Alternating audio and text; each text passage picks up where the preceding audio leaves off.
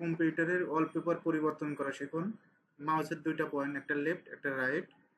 তো আপনি যে কোনো পিকচার আগে ডাউনলোড করবেন। তো সর্বপ্রথম আপনি ডাউনলোড করবেন যে কোনো পিকচার, গুগল ক্রোমে যাবেন, আমি বাংলাদেশ নামে সার্চ দিচ্ছি, বাংলাদেশ। ইমেজে ক্লিক করবেন। ইমেজে ক্লিক করার পর এখান থেকে যে কোনো একটা পিকচার ডাউনলোড করবেন। আমি এই পিকচারটা ডাউনলোড করব, মাউসের রাইট, সেভ অ্যাজ। অবশ্যই আপনি ডেস্কটপ উল্লেখ করে দিবেন, ডেস্কটপ, সেভ।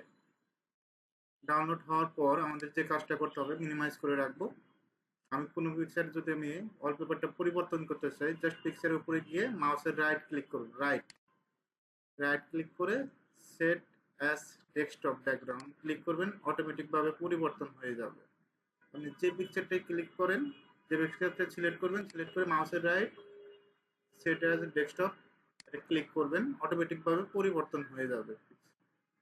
এভাবে সহজে আপনি ওয়ালপেপার পরিবর্তন করতে পারবেন ডেস্কটপে। আর একটা অপশন আছে, মাউসের রাইট ক্লিক করবেন, ক্লিক, তারপর এখানে যে যেটা চয়েস হবে সেটা জাস্ট ক্লিক করবেন, অটোমেটিকভাবে পরিবর্তন হবে। এই যে দেখেন অটোমেটিকভাবে পরিবর্তন হচ্ছে।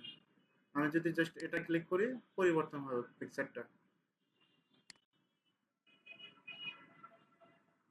এখন যার কাছে যেটা সহজ মনে হয় সেটাই করবেন।